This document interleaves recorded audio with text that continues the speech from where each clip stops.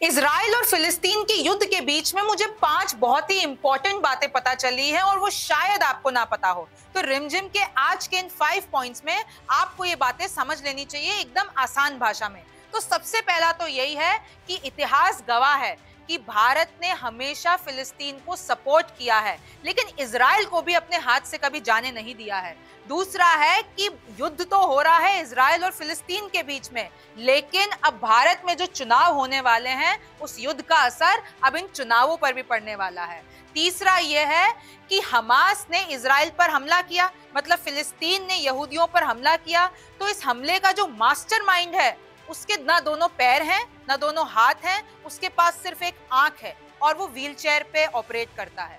चौथा है कि कैसे कॉन्सर्ट के बीच में से महिलाओं को उठा ले गया हमास संगठन कि अचानक इजराइल में एक म्यूजिक फेस्टिवल चल रहा था, अचानक से हमास ने 5000 रॉकेट बरसाए, चारों तरफ से आतंकवादी आए और ले गए सारे महिलाओं और पुरुष को। और उसमें सिर्फ इजराइल के लोग नहीं थे, उसमें विदेश से आए हुए भी कुछ लोग थे।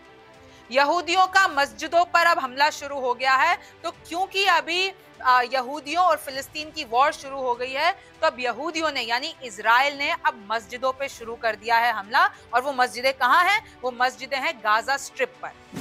तो सबसे पहला है कि भारत की दोनों पक्षों से दोस्ती क्यों। देखिए, जैसे कि मैंने आपको पहले बताया कि इतिहास गवाह है कि आज तक चाहे बीजेपी की सरकार हो, चाहे कांग्रेस की सरकार हो, चाहे राजीव गांधी हो, नेहरू हो, इंदिरा गांधी हो, प्रधानमंत्री नरेंद्र मोदी हो या अटल बिहारी वाजपेयी हो, सबने फिलिस्तीन का साथ दिया है, लेकिन इजराइल से अपने रिश्ते कभी बिगड़ने नहीं दिए, क्योंकि वहां से हमारा ट्रेड होता है। इस कहानी को समझिए और ये तस्वीरें देखिए। भारत पहला ऐसा गैर अरब देश था जिसने 1974 में फिलिस्तीन के पीएलओ को मान्यता दी। यासर अराफात कई बार भारत आए, उनके इंदिरा गांधी से लेकर अटल बिहारी वाजपेयी तक से अच्छे संबंध रहे। फिलिस्तीन में तो भारत ने प्रतिनिधि कार्यालय भी खोल दिया। इजराइल के अत्याचार के खिलाफ भारत हमेशा से रहा था इतिहास में। यूनेस्को और यूएन में फिलिस्तीन का साथ दिया भारत ने। राष्ट्रपति महमूद अब्बास भी कई बार भारत आए। राष्ट्रपति प्रणब मुखर्जी अक्टूबर 2015, विदेश मंत्री एसएम कृष्णा ने जनवरी 2012, गृह मंत्री एलके अडवाणी और विदेश मंत्री जसवंत सिंह ने 2000 में फिलिस्तीन का दौरा किया। इस तरीके से देखा जाए तो भाजपा और कांग्रेस दोनों सरकारों में फिलिस्तीन से संबंध मजबूत बने रहे। प्रधानमंत्री नरेंद्र मोदी ने सितंबर 2015 में न्यूयॉर्क में राष्ट्रपति महमूद अब्बास से मुलाकात की थी। प्रधानमंत्री मोदी ने 10 फरवरी 2018 को पहली बार फिलिस्तीन की ऐतिहासिक यात्रा की थी। जनवरी 2016 में विदेश मंत्री सुषमा स्वराज और नवंबर 2016 में विदेश राज्य मंत्री एमजे अकबर फिलिस्तीन गए थे। राजकीय समर्थन तो है ही है, इसके अलावा भारत फिलिस्तीन के लोगों को भौतिक और तकनीकी सहायता भी देता है। कम लोगों को ये बात पता है कि गाजा शहर में अल अजहर यूनिवर्सिटी में जवाहरलाल नेहरू पुस्तकालय और गाजा पट्टी में फिलिस्तीन तकनीकी कॉलेज में महात्मा गांधी पुस्तकालय भी है। और तो और भारत के फंड से वेस्ट बैंक में 2015 में 2 स्कूल भी बनवाए गए। वित्तीय मदद, परियोजनाएं, फिलिस्तीन नागरिकों के लिए स्कॉलरशिप भी दी गई। दरअसल बात यह है कि गाजा पट्टी पर तो हमास आतंकियों का कब्जा है और वेस्ट बैंक में फिलिस्तीन सरकार काम करती है, जिसका भारत हमेशा से समर्थन करती आई है। 1992 की बात करें तो नरसिम्हा राव की सरकार ने इजराइल के साथ पूर्ण राजनयिक संबंध स्थापित किए। इसके बाद भारत के इजराइल और अमेरिका से संबंध मजबूत हो गए। भारत इजराइल के सैन्य और आर्थिक संबंध तेजी से बढ़ने लगे। इजराइल भारत को मिलिट्री इक्विपमेंट्स देता है, हथियार देता है, इन सब की सप्लाई करता है। इस तरीके से एक लाइन में समझें तो इजराइल से दोस्ती भारत की जरूरत है, जबकि फिलिस्तीन से रिश्ते भारत की विदेश नीति का हिस्सा हैं। इजराइल और भारत में काफी समानताएं इसलिए भी देखी गई क्योंकि दोनों देश सीमा पार आतंक का सामना कर रहे हैं। कारगिल युद्ध के समय में भी मैं आपको बता दूं कि इजराइल ने भारत की मदद की थी, भारत को मिलिट्री इक्विपमेंट्स और हथियार भिजवाए थे।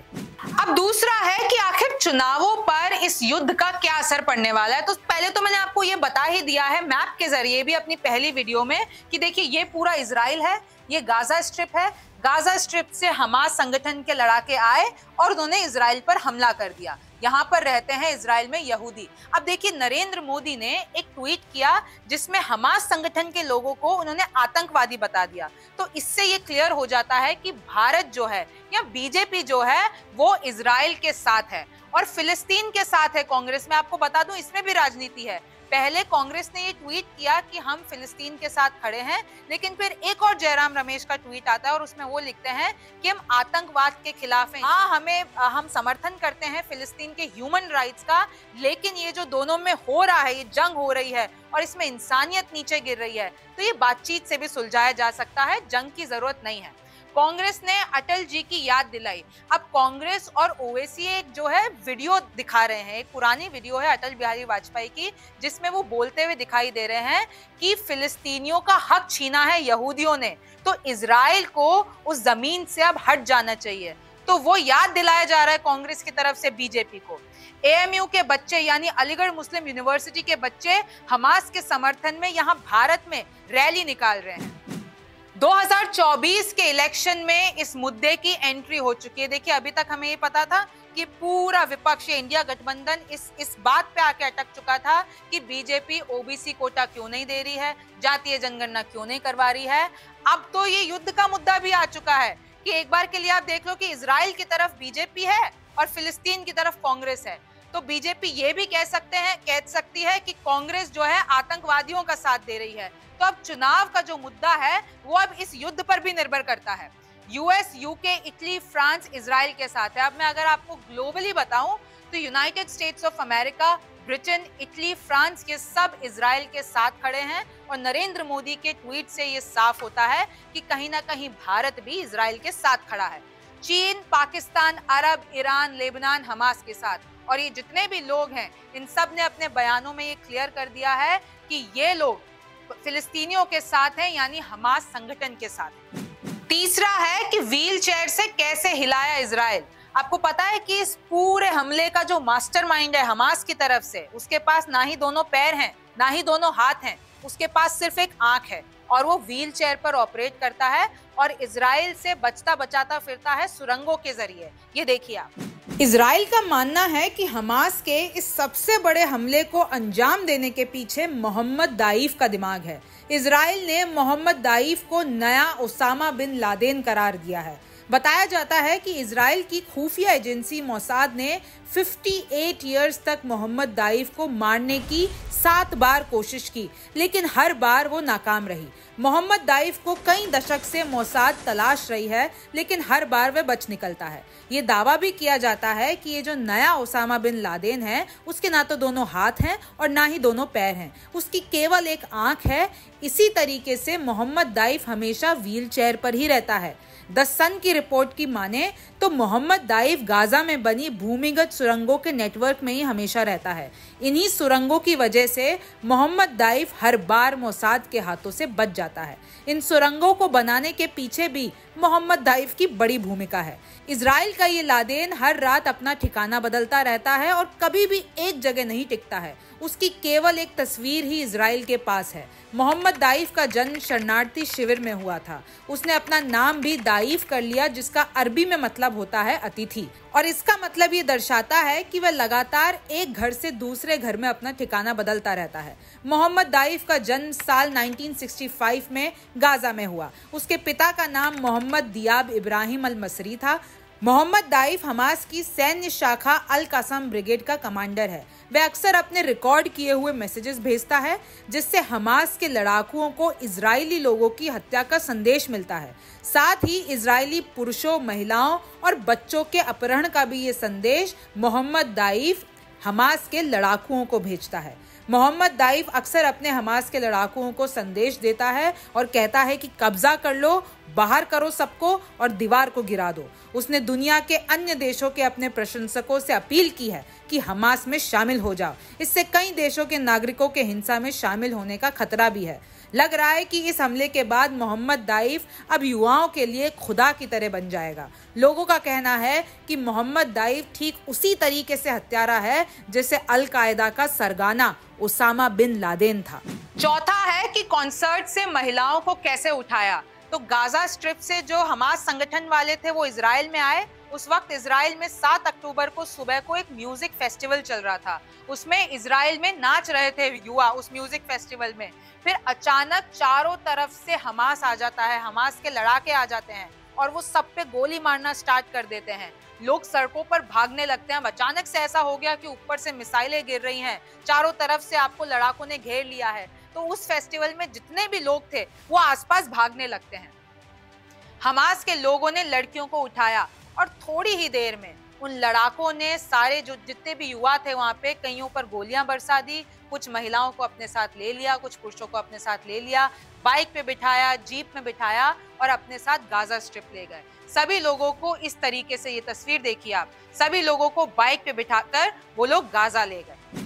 तो मैं आपको और थोड़ी डिटेल्स बताऊं तो तारीख थी 7 अक्टूबर 2023, समय था सुबह 6:30 बजे का, जगह थी इजराइल का बॉर्डर इलाका किबुत्ज रीम। यहाँ पर अचानक इजराइल के नोवा म्यूजिक फेस्टिवल में युवाओं को आसमान से रॉकेट बरसते हुए दिखे। आतंकवादी जो हमास के थे वो घुस गए इजराइल की सीमा में और सबको अगवा कर लिया। वो सब कुछ समझ पाते इससे पहले ही वहाँ हमास के लड़ाकों ने ताबड़तोड़ गोलियां बरसानी शुरू कर दी। अब देखिए, वॉर तो छिड़ी चुकी है, दोनों तरफ से जो है लोग मारे जा रहे हैं और उनके साथ बर्बरता हो रही है। इंसानियत की सारी हाइट्स उन लोगों ने क्रॉस कर दी है। और अब आपको मैं कुछ मैप्स दिखा देती हूँ कि कैसे अब यहूदी यानी इजराइल हमास पे हमला कर रहा है, यानी गाजा स्ट्रिप पर हमला कर रहा है। तो ये कुछ तस्वीरें देखिए आप जो कि मस्जिद पर है। तो इधर 3 मस्जिदों की मैं आपको तस्वीरें दिखा रही हूँ। तो पहले उसकी तस्वीर ऐसे दिख रही है और अब हमले के बाद ये ऐसी हो गई है, तकरीबन जो है मलबे में उसको कन्वर्ट कर दिया गया है। ये दूसरी मस्जिद देखिए आप, पहले ऐसी दिखती थी और अब हमले के बाद ये ऐसी दिख रही है। तीसरी तस्वीर देखिए, पहले ऐसे दिख रही थी और अब हमले के बाद ये एकदम ऐसी दिख रही है। तो अब यहूदियों ने हमास यानी गाजा स्ट्रिप पर हमले शुरू कर दिए हैं। अब आप एक और मैप समझिए, तो ये है गाजा स्ट्रिप। तो अब यहूदियों ने इन इलाकों को, ये देखिए, यासीन मस्जिद, अल सूजी मस्जिद, अल गारबी मस्जिद, अल यामूर्क मस्जिद, इन सब पे अब यहूदी यानी इजराइल हमास में यानी गाजा स्ट्रिप में हमला कर रहा है। अब आप ये दूसरा स्ट्रिप देखिए कि ये तो आपको मैंने बताया कि गाजा पट्टी में इजराइल ने कैसे हमले किए मस्जिद से। ये देखिए ये वाली तस्वीर। और अब आप ये देखिए कि जब गाजा के लड़ाके या गाजा पट्टी के लड़ाके, हमास संगठन के लड़ाके जब इजराइल में आए थे तो इन्होंने ये जो बॉर्डर एरिया आप देख रहे हैं इसको निशाना बनाया था और यहाँ पे इन लोगों ने हमले किए थे क्योंकि ये गाजा स्ट्रिप के पास है। गाजा की माली हालत बेहद खराब है। गाजा में रहने वाले फिलिस्तीनियों की जिंदगी अंतर्राष्ट्रीय मदद पर निर्भर है। ये मदद कौन देता है? आमतौर पर संयुक्त राष्ट्र एजेंसियों के जरिए गाजा तक पहुंचती है ये मदद। इस वक्त हमास के सबसे बड़े मददगारों में से एक ईरान शामिल है। वो पैसा, हथियार और ट्रेनिंग सब हमास को देता है। एक अनुमान के मुताबिक ईरान हमास को सालाना करीब $100 मिलियन यानी करीब 830 करोड़ रुपए की मदद देता है। अब देखिए, इजराइल और फिलिस्तीन की इस जंग ने पूरी दुनिया को 2 हिस्सों में बांट दिया है। कुछ इजराइल की वकालत कर रहे हैं और कुछ फिलिस्तीन की वकालत कर रहे हैं, लेकिन एट द एंड बात तो यही आ जाती है कि इंसानियत शर्मसार नहीं हो। ऐसे जिस तरीके से हमें विजुअल्स देखने मिल रहे हैं, जिस तरीके से वहाँ पे बर्बरता हो रही है, वो ना हो और एकदम शांति से इस चीज को सुलझा दिया जाए। अगर अभी भी आपको नहीं पता है कि इजराइल और फिलिस्तीन वॉर में चल क्या रहा है, तो ये एक आखिरी ग्राफिक्स देख लीजिए जिसके जरिए आपको थोड़ा बेस क्लियर हो जाएगा। तो आप ये मैप देखिए। तो जो ग्राफिक्स में आपको इजराइल लिखा हुआ दिख रहा है, यहाँ पर यहूदी लोग रहते हैं जिनको जूस कहा जाता है और ये जुडाइशियम को फॉलो करते हैं। और जो आपको ये गाजा स्ट्रिप दिख रही है, बॉर्डर इलाके पे इतनी सी पट्टी दिख रही है, यहाँ पर फिलिस्तीनी लोग रहते हैं और ये लोग इस्लाम को मानते हैं। तो ये पूरा इलाका पहले फिलिस्तीन था, उसके बाद यहूदियों ने यहाँ पे कब्जा कर लिया और एक नया राष्ट्र बना दिया इस्राइल। लेकिन जानकारों का ये भी मानना है कि इससे पहले यहूदियों ने तो हम जो कब्जा है वो बाद में किया, लेकिन इससे पहले फिलिस्तीनियों ने यहूदियों को कई बार सताया था, उनकी जमीनें हड़पी थी, इसलिए फिर यहूदियों ने अपना अलग राष्ट्र की मांग की और यहाँ तक यूरोप में भी यहूदियों के साथ नरसंहार हुआ था। 1948 में यहूदियों ने इजराइल बना दिया यूएन की मदद से। और मैं आपको बता दूं, ये जो यरूशलेम है उसमें एक मस्जिद है, अल अक्सा मस्जिद। तो तीनों धर्म के लोग इस अलग-सा मस्जिद को मानते हैं, जुडाइशियम, इस्लाम और क्रिश्चियंस। अब खैर इस युद्ध के बीच में और युद्ध के बाद क्या होता है ये तो वक्त बताएगा। आप न्यूज़ 24 देखते रहिए। मैं हूं रिमझिम जेठानी, फिर मुलाकात। नमस्कार, मैं हूं मानक गुप्ता। अगर आपको हमारा ये वीडियो पसंद आया हो तो इसे लाइक और शेयर जरूर करें और हाँ, हमें सब्सक्राइब और फॉलो करना ना भूलें ताकि आप देश और दुनिया की कोई खबर मिस ना करें। तो जुड़े रहिए हमारे साथ और देखते रहिए न्यूज़ 24।